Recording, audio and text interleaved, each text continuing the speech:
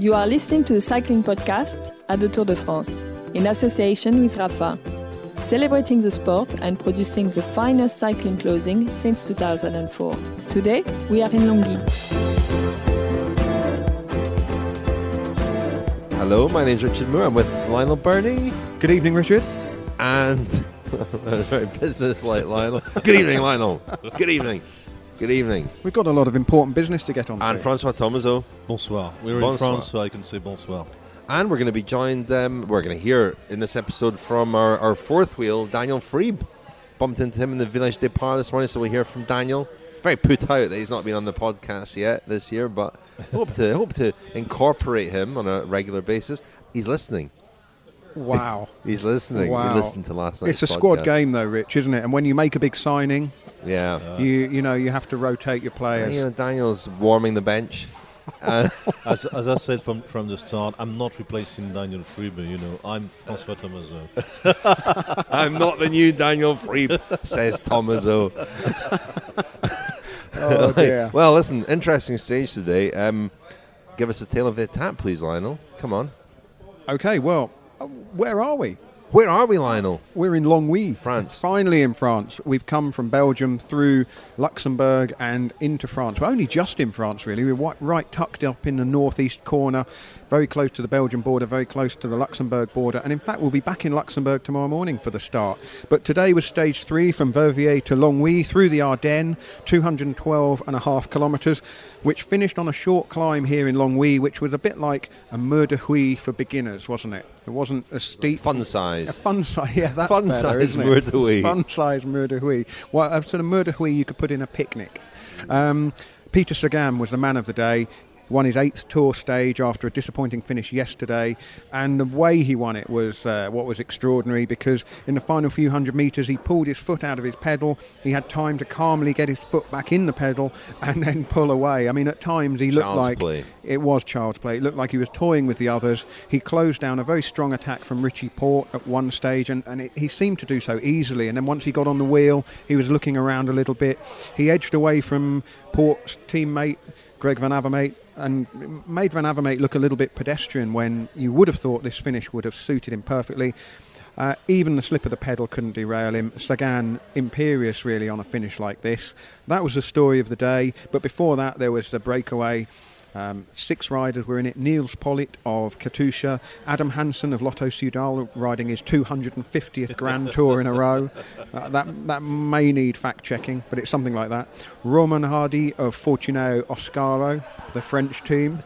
Nathan Brown of Cannondale Drapac, Frédéric Baquet of Wanty Group Gobert, and Roman Sicard of Direct Energy. So a lot of familiar jerseys in that break. They got around about 4 minutes, and then we saw quite an unusual second phase to the race with a counter-attack with around 57 kilometres to go by Thomas de Ghent, Lilian Calmejin and Pierre-Luc Perichon. Now all of those riders had teammates up the road, so obviously there was some kind of strategy going on there. When the 9 came together, it then split down again, and eventually Calmejin was on his own for around about 10 kilometres, and he got caught with 10 to go because the peloton was absolutely herring towards this final climb. We'll talk about what happened on the climb, who looked good, who looked bad, but the result was that Sagan beat Michael Matthews of Sunweb, Daniel Martin of Quickstep, and Van Avermaet over the line. No major dramas overall. Geraint Thomas is still in yellow, but his teammate Chris Froome is up to second, 12 seconds back. Simon Yates of Orica Scott was one of the people who lost a little bit of time, 10 seconds. Stefan Kung lost the white jersey to Pierre Latour. Marcel Kittel is still in green, and Nate Brown takes the polka dot jersey from his Cannondale teammate Taylor Phinney. So that was stage 3. Comprehensive summary there, Lionel.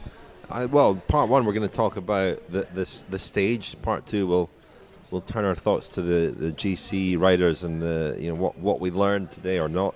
But Peter Sagan, Sagan. Only Sagan could pull his foot out like that and then clip it back in and win the stage. I was standing with Kaylee Fretz, our friend from Vela News, at the finish, and we were watching Richie Porte attack and various moves go and riders start to steady themselves for the push to the line. And Kaylee just turned to me and said, Sagan, this was about 300 metres to go, he said, Sagan hasn't opened his mouth yet.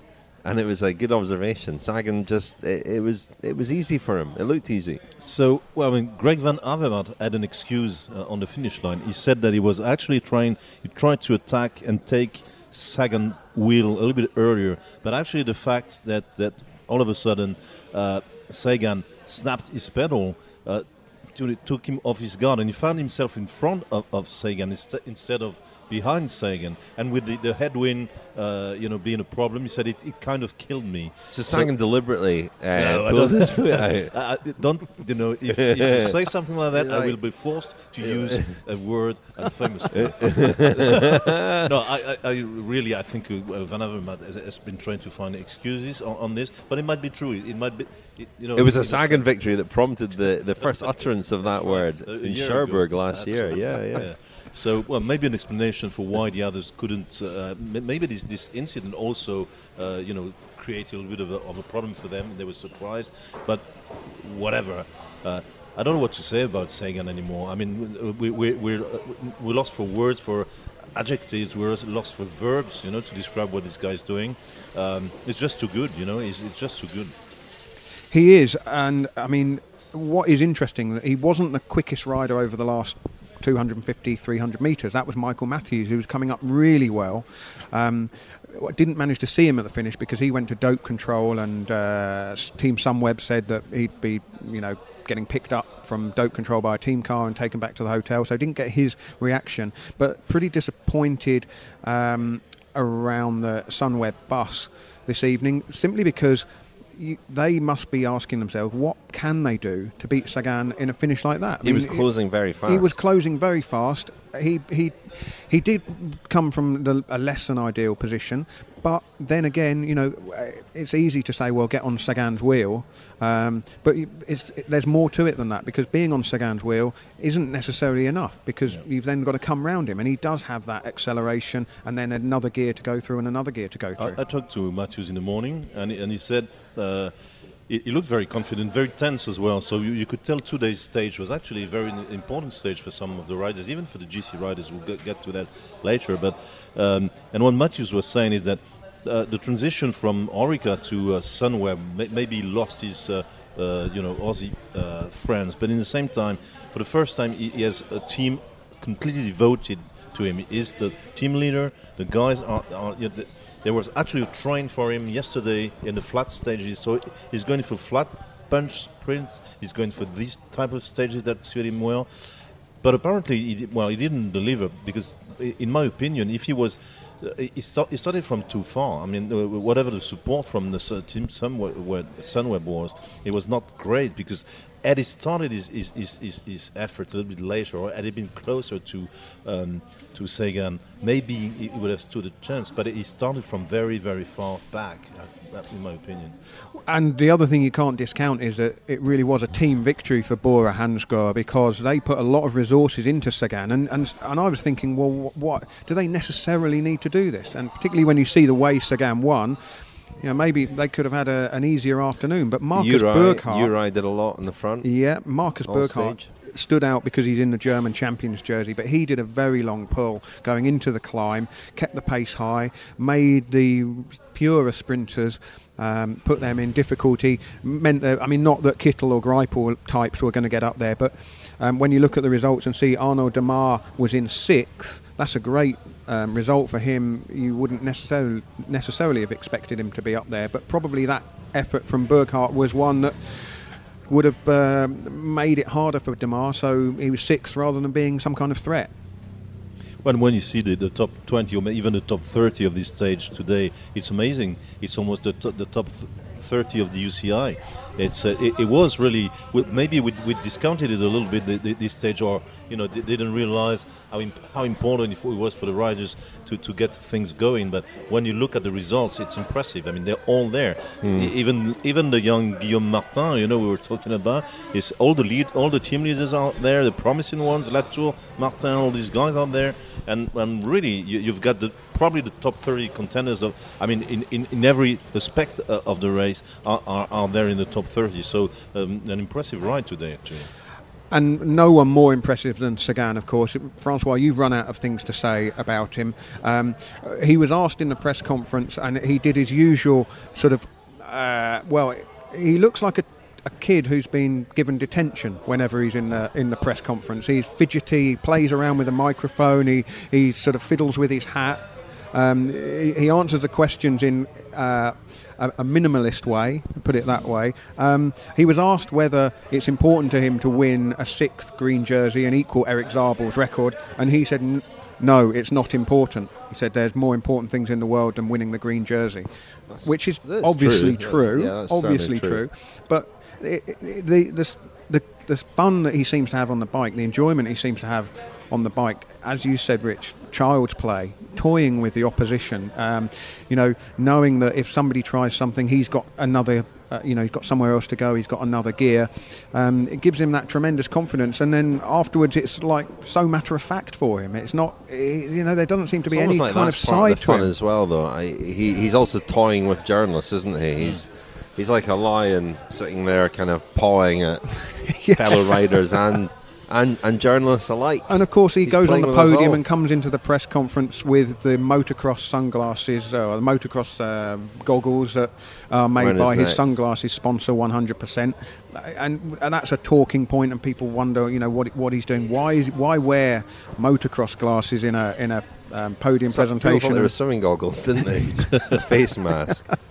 Yeah, and so he is a character, but he's not a conventional character, and he doesn't fit into the mould of the conservative Tour de France, I think that in a way he's even toying with his team, because I can tell you that he said he had felt no pressure. He said, pressure, what is pressure? But I can tell you the Bora guys at the team bus in the finish area, they were, and that's what Poitschke told me, pressure is off, because there was huge pressure on the team, probably more pressure on the team than there was on Sagan, because Sagan has won everything, 2 times world champion, 2 stages, classics now, everything. Whereas Bora have not won it. Well, have won a Giro stage, but they really needed this first Tour de France win, and you could tell that the leaders of the team, Enrico Poitschke and his colleague Jan Wallach, I think is his name, is so soft-spoken that I keep forgetting his name. But you could tell there was a huge relief. And the funny thing was, there was a rush of German journalists to the Bora bus, like it was a German victory in a way, and it is. Well, Marcus Burghardt said yesterday Sagan was very disappointed. When he came past me yesterday, he was in a real hurry to get back to the bus. He had a face, for Sagan, a face like thunder. He was hopping up onto the pavement and then hopping back down again, dodging in and out of the spectators. I mean, incredible bike handling skills through the busy area after the finish line. But Burghardt said that they'd really put everything on the line for him yesterday, and Sagan made the mistakes, and he held his hands up yesterday evening and apologised to the team, and that shows what that team is all about, the fact that so many of them really put themselves on the line for that result. But François, you spoke to Enrico Poitschke after the finish, so should we hear what the Bora sports director said? Sure. So what's the feeling now, that this first victory for Bora in the Tour de France, not in the Grand Tour, because you already won in the Giro. How does it feel? It's a real achievement? Yes, it was for sure some pressure of us, and I'm very happy that it works so early and that we can win today. Yesterday we was not happy with the final, and that's why today from the beginning we take responsibility, and we know that Peter is strong and that we can win the stage, and in the end when it works and all give his best, and it's a perfect teamwork, and we're all very happy. Did you believe it could be so, it's never easy, but the way it was in the final was just impressive. He controlled, Dan Martin controlled, Greg he controlled, Michael Matthews, he was very, very strong. Yeah. I mean, it was the perfect profile for him. Was it the plan, the way you planned it in the first place? Yeah, we talked today that we like to win, and I mean the profile was hard, and we know also that Peter can do it very well with this profile, and especially with the last climb. And he showed again how strong he is, and now we're looking forward for the next stages. The pressure is off now. Yeah, completely. Yeah. In the moment, we are happy, we enjoy it, and tomorrow we go with the same concentration on the stage like today. That was Enrico Poitschke, the sports director at Bora-Hansgrohe. Another very good performance today, sort of under the radar a bit. Alberto Bettiol, the Italian rider on Cannondale Drapac, he was 5th. He's 23 years old, best young rider on the stage, 5th in that company. It's a very, very good performance by him, and I caught up with him at the finish. Here he is, Alberto Bettiol. I'm happy. The team did a great job. I was in the perfect position. In the last K, I was a bit far back, but I don't have regrets because I was beaten by Sagan, Martin, and Matthew. So they are the strongest guy in the world and in the peloton. So I'm happy to be in the front of this tour. In this tour, that is my first tour, and. Is that the sort of finish that you like? I like that finish.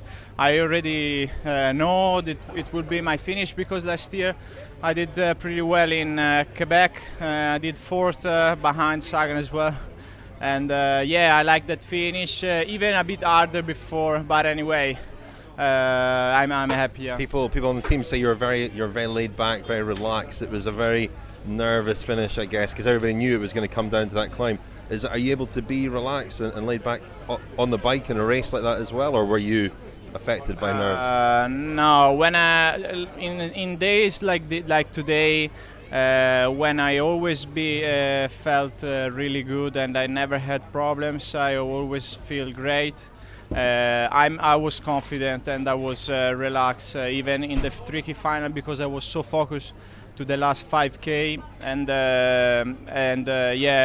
when I was if I would be a bit tired, I was more stressed. But when you feel so good like I was today, you just have to be focused on the final and to go full gas. And I was 5th at the end. I'm very happy. Hi, I'm Erwan. I'm an RCC member in the Rafa Clubhouse in Amsterdam, and you are listening to the Cycling Podcast in association with Rafa. The Rafa Cycling Club is the largest global community of its kind. Members share their passion for the road through rides, events, exclusive club kit and racing. Find out more at rafa.cc. Thank you very much indeed to our main sponsor, Rafa. Very grateful indeed to them. As I've said in the podcast previously, at the Tour de France, they are celebrating climbing throughout July.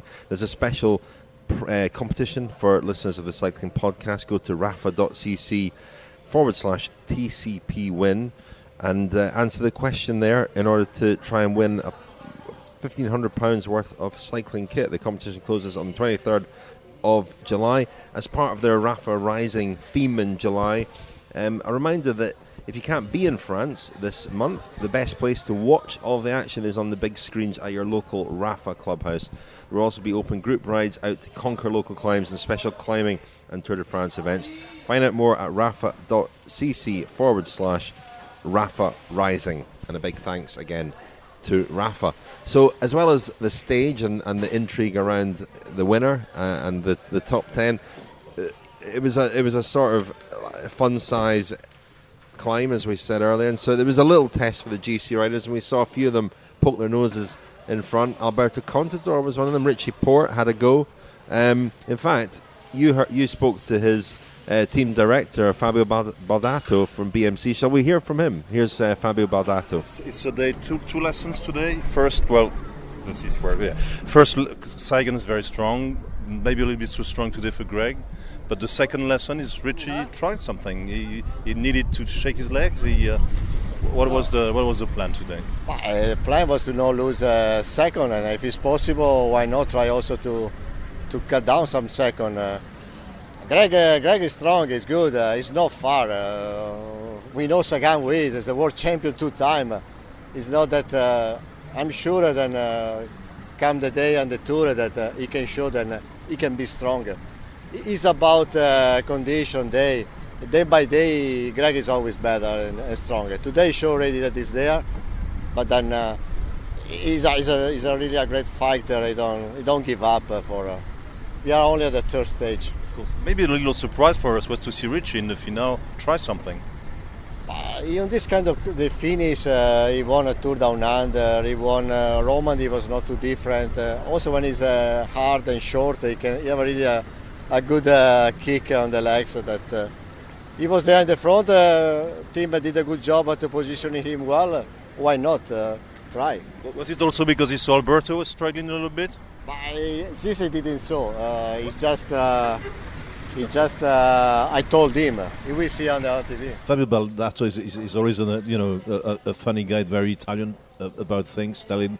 I don't want to go into stereotypes, but always telling part of the truth and part of But anyway, yeah, the impression. Careful, François. We'll start. No, we're in France now. But at least have you noticed since we've come into France, he's suddenly got a lot more stride and a lot more confidence. You weren't with us today, Lionel, but when we crossed the border in the car, François just relaxed. He took a deep breath and he definitely became more French. It's also the weather. Let's face it. That's been much sunnier. So he was probably a little bit more tense in the first spot in a couple of first stages in Germany. But no, Baldato is an interesting guy, and at BMC from time to time they try things. The same as I said before, that Van Avermaet excused that the incident with the Sagan pedal might have had an impact on his effort. About Richie, they just try something. They just. And if they did try something, I have the impression everybody did, because if you look at the result once again, Geraint Thomas is in the top 10, and isn't he? Yeah, Chris Froome is in his wheel. They're all there except Contador, and apparently what Baldato said as well. He said that he was aware that Contador had problems, but Richie couldn't see it because he made his move. But he told him in on the radio, go, and Alberto's having a problem. As he told me off the mic, he said, this kind of stage is a chance for every GC riders to take 2, 3, 4, 5, 6 seconds. You never know. Some other guy can be in a split, and these days. It's funny because I talked to José Luis Arrieta this morning, the Alejandro Valverde and Nairo Quintana team director, and he told me something very odd. He said, these days in the Tour de France, you can't make a real difference in the mountains, which seems absolutely contrary to everything we've said and written for ages. But if you look at the recent tours, it's not entirely wrong. So his impression was every little second you can pick anywhere else in the tour can make more of a difference than probably Izoard. I mean, Contador looked good at one moment and then bad the next moment, didn't he? And he didn't lose any time. He was in that group, but it was that first little foray, and the other thing is. The gradient on that climb changed quite a lot. So you saw people who were enjoying it when it was a bit steeper, people who were enjoying it when it was a bit shallower. And when you said, François, about it being pretty much the top of the World Tour rankings, it's a who's who of the best riders, not necessarily the best Grand Tour champions, but it's classics riders, sort of the turbocharged sprinters like Demar and Matthews, and the GC riders all up there. It was one of those ones, almost like a sort of Milan-San Remo or something, where you get riders. Quintana right up there. Bardet up there after a bike change. And it's funny because we keep forgetting and every race he does, we never talk about Dan Martin, Well, if we're talking, Dan Martin, if we're talking about overall contenders, he said tonight that was a surprise to him, that he wasn't anticipating being able to go for the stage, and there he is, third, right up there, and he's someone who's come here with overall ambitions. It is a test of form, isn't it? And we can see that guys like, Arnaud Demar is clearly in fantastic form. He's not going to win the Tour. Jakob Fuglsang, Jakob Fuglsang, I understand, the silent G. He was 7th. He's riding well. Chris Froome is clearly riding extremely well, and no ill effects from the crash, it seems. Simon Yates was the only loser, really, of the GC riders. He lost 10 seconds. He, gained time the other day in the time trial relative to a lot of the other GC riders, apart from Froome. and lost it again today. Yeah, and I don't know why. Don't know what happened to him. I had a chat with Matt White about a range of things this morning. Just asked him how Simon Yates was, and I was surprised by how well Simon Yates rode in that Dusseldorf time trial, because conventional wisdom, if we're talking about things we think we know, is that neither Adam nor Simon Yates are any good at time trialling. In fact, they may as well be sort of dragging panniers around with them or something when they get on their time trial bikes. And yet they keep surprising us with results. And Simon Yates was up there ahead of a lot of other people. Now, Matt White said that partly the conditions were favourable to him, but also he is in good form, and the course kind of suited him because it wasn't overly technical. There was long bits where you could get into a good rhythm, and he said it was one where if you're going well, you could limit losses. I said, because I thought maybe this climb would suit him today, but he said it's not. The changes of rhythm and the fighting for position and the argy-bargy going into it, perhaps not. So we'll obviously we'll see what happens on Wednesday. This is almost like an hors d'oeuvre, isn't it, for La Planche des Belles Filles, which will be a completely different ball game, but the fight for the bottom of the climb will be very similar because it's relatively gentle, and it will be a fast run into the bottom of that climb, and then no one will want to give an inch going into that. And the other thing will be that the GC riders will want teammates up there as well, so there'll be a real kind of, as Sean Kelly often says, it's like a scene out of Ben-Hur charging towards these climbs sometimes. Well, listen, we're in France now. We're going for one of your lovely meals again tonight, Lionel. But guess who I bumped into this morning in the Village Départ? Who? Look who I bumped into. How are you, Rich? Listened to the pod last night, very good. Did you? Yeah, well, I listened to a bit of it. You've not got better things to do. I'm a very busy man, but I very much enjoyed Brian Holmes' comments on. I can't even remember what he was talking about, but he there were a few classic Holmisms in there. Mickey Mouse cycling, big boy, what was it? If we're going to die in our boots, sir. Yeah, he does like his military metaphors and military literature, doesn't he? Daniel, we're not in France yet, but been a bit of criticism of the Grand Départ in Germany as being a bit low key, obviously hit by the weather. You know Germany very well. What did you make of it all? I'm kind of confused by the feedback and the reaction to it, because my impression was that it was very low key. I don't think Dusseldorf was particularly well decorated. I don't think it was, well, it certainly wasn't en fête, as they say in France. It wasn't the big party that we saw, for example, in Sardinia for the Giro. But that's more and more typical, I think, of the Tour de France. When the Tour de France comes to towns and villages, there is a certain air of complacency about it, a certain air of we've seen this all before. But on the other hand, I saw a lot of riders tweeting and heard them saying yesterday that the crowds were fantastic on the course. I think there were parts of the course yesterday where it was very busy, but I think Dusseldorf may not have quite had the money that Yorkshire had in 2014 to promote the event the way they perhaps should, and it was quite utilitarian. You did an excellent kilometre zero on the eve of the race about the Grand Départ, and in that you talked about whether the prodigal son Jan Ullrich would be invited. Did you spot Ullrich? He was apparently out and about yesterday.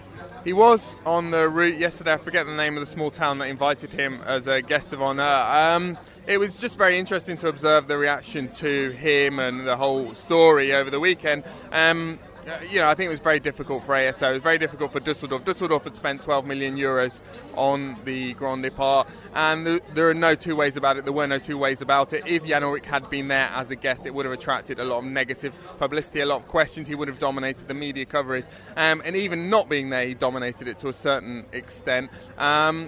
On the other hand, I think it was very hurtful. It must have been very hurtful for him to look at all of the ex-riders of his generation who were involved with the Grand Départ, some of them very prominent. Some of them riding, present it, or, at the team presentation on stage and so forth. And, it raised the question again of how we deal with people like Jan Ullrich. I think Jan Ullrich suffers because he never served the ban. When he left the sport in disgrace. He never returned, and if he had come back after 2 years, there would have been a process. He would have had to go through a process of rehabilitation, in the way that all ex-dopers do and have, and then a certain amount of sort of acceptance sinks in over time, in the same way that we all kind of have to accept people like Alejandro Valverde now, because he's been back in the sport for years and years, and eventually the sort of whatever you might feel about him, he kind of fades not into the background, but certainly you have to concentrate on current affairs and what he's winning, what he's doing on the road. With Ulrich, we never had the chance to do that. He effectively went off into exile, and there's kind of been a standoff between him and the German public ever since. Doesn't live in Germany, so consequently that sort of dialogue and each side airing their grievances has never really taken place, and therefore he has been frozen out and remains frozen out. And I think that the conclusion that he and Germany and German cycling will have drawn from this weekend is that neither side is quite ready for a full kind of rapprochement.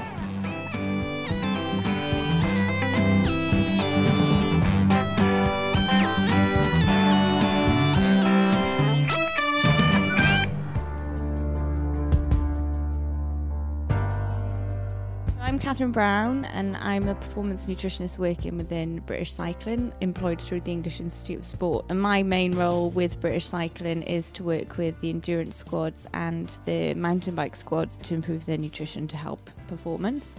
The major limitation to performance when an athlete's competing in the heat is dehydration.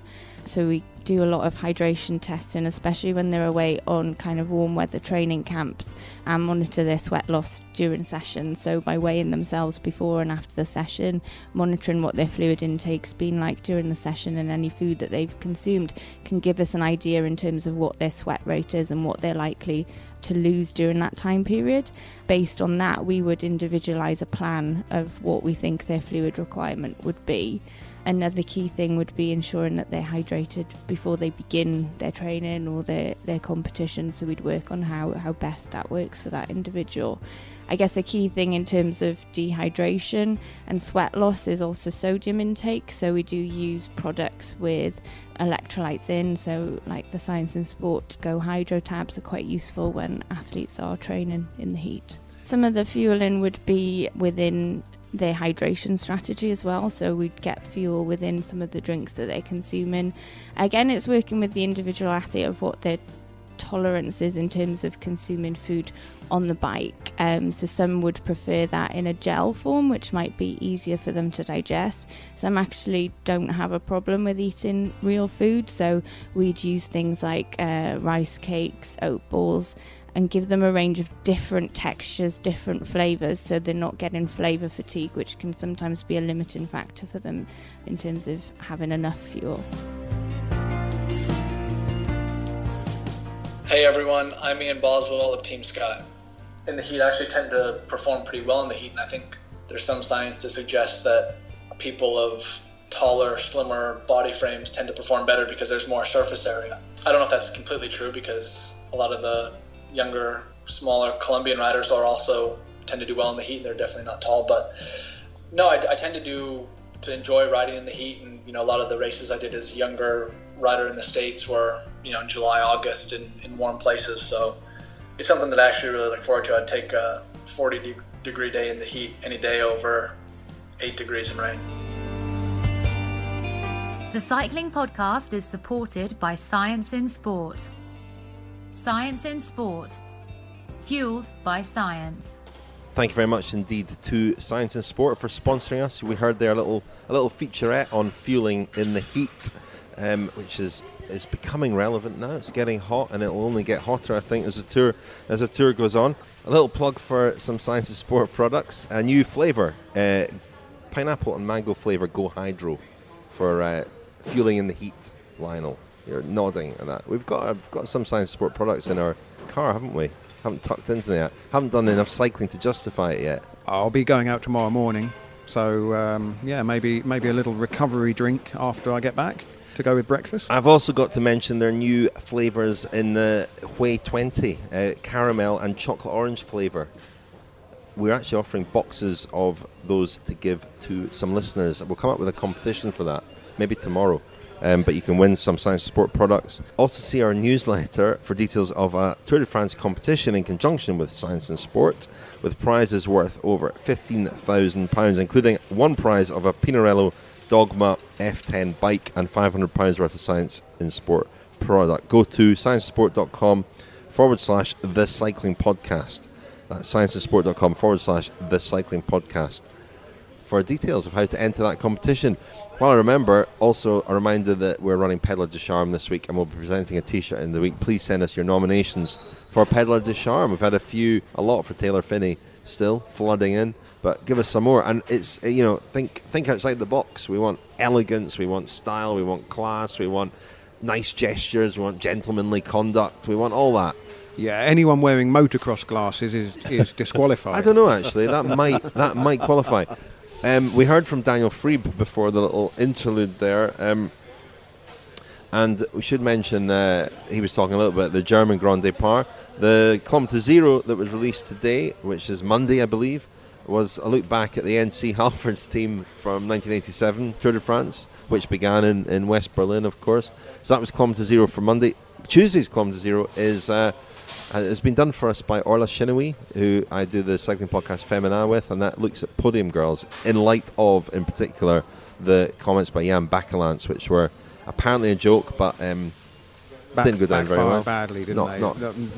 Not great. Inappropriate, offensive, not clever. So anyway, really. we've got an episode where we'll hear from some of the women who perform the duties on the podium. We'll hear also from Ashley Moolman-Passio, very strong views on podium girls, and from a couple of riders as well. It's interesting. Yeah, Kilometre Zero, for those who haven't listened, slightly different style of show, a little bit more documentary style, isn't it? Only sort of 15 to 20 minutes long. Fill a gap in your commute, or at lunchtime, or while you're watching the tour in the afternoon, skiving off work, or when you're waiting for the evening episode to drop into your podcast feed. Personally, I put them, one after the other and listen to them like a season of cycling podcast episodes.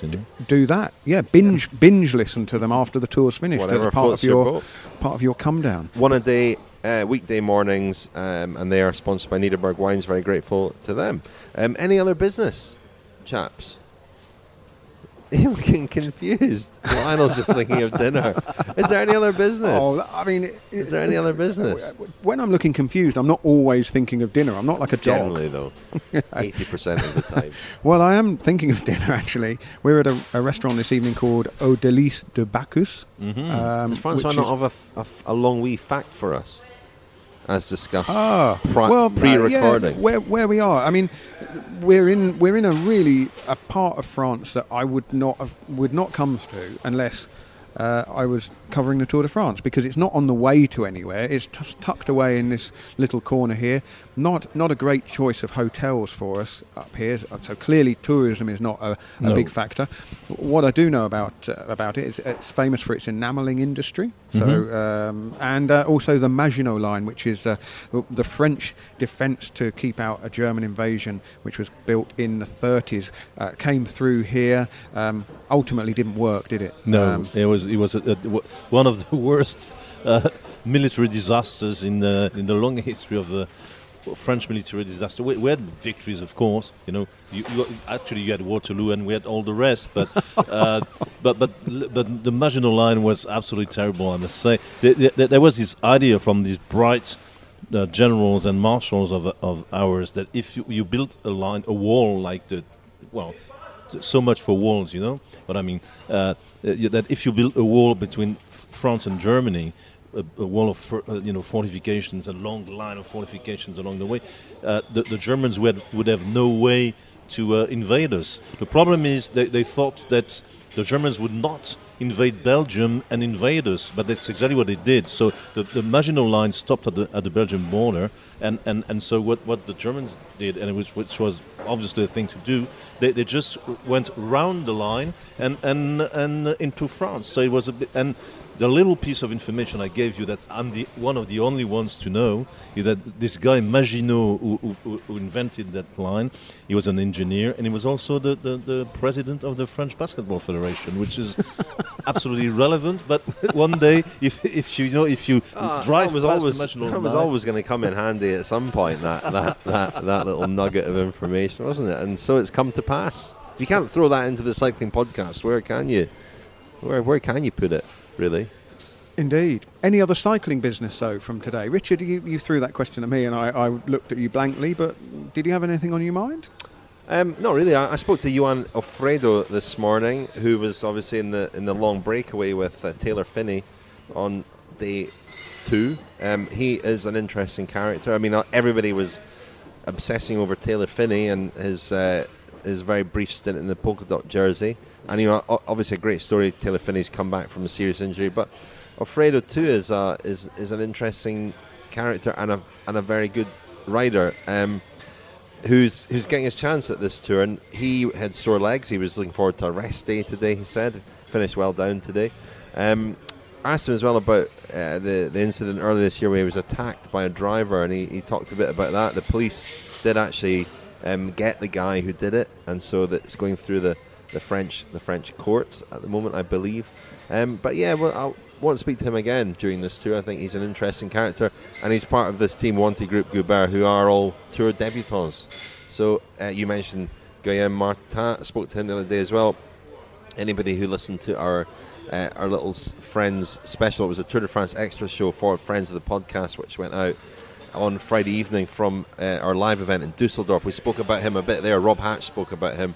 He's a sort of intellectual, but very, very promising young rider. Won under 23 Liège-Bastogne-Liège. He's a great climber, weighs 55 kilos. He's a little slip of a thing, but he's very, very bright. He's written a play, and he's writing a column in Le Monde, I think. He was a column with Le Monde. But he was well up there today. He was 14th, I think. 16th, I think. 16th on the stage. So a strong ride from him, and great things expected of him, I think. Oh yeah. I mean, he's very, very popular. I mean, the story came out that he obviously in Le Monde, because he writes a column for them, that he had this philosophy degree and was continuing to study philosophy. Plus, he had written a play, and actually his team's bus was really invaded by all these mostly French journalists trying to get their own interview of Guillaume Martin, who's quite a withdrawn guy. Actually, he's not such a talkative. So there was a little bit of buzz of the couple of first days in the French press about Guillaume Martin. It is a good surprise. There are a couple of riders today. I talked with whom I talked to this morning. I was fancying. There was Sonny Colbrelli for Bahrain, who was widely tipped to be doing well in this type of course. Where is he? Nowhere to be seen. Long way down. Yeah. So a real disappointment for Bahrain. 61st. Yeah, and Bahrain in their first Tour de France, losing their leaders on the first day, and their only B plan was Sonny Colbrelli, especially on a stage like this, and they missed out completely. I was thinking Tim Wellens would be also playing kind of a role in there. It was in Belgium. He's very popular. He's kind of the future of Belgian cycling. The course seemed to suit him well, and he also failed to deliver. So from time to time we have to. I'm kind of surprised not to see Kwiatkowski up there. That's right.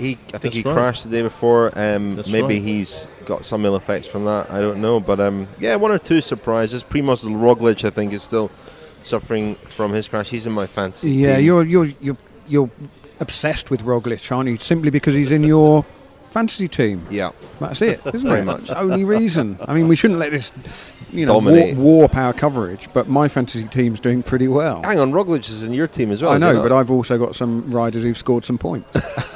Okay. On that note. We'll be back tomorrow after stage 4, which goes to Vittel, famous for the mineral water. Yes. We'll actually be staying in Contrexville tomorrow night, which is also famous for. So no wine tomorrow, guys. No wine tomorrow. Vittel is the official mineral water of the Tour de France, of course. So we will be we'll be enjoying some lovely iced mineral water. Some lovely this time water tomorrow. Wonderful. I can't wait for that. Anyway, that's all for tonight. François, thank you very much. Thank you. Thank you, Lionel. Thank you, Richard.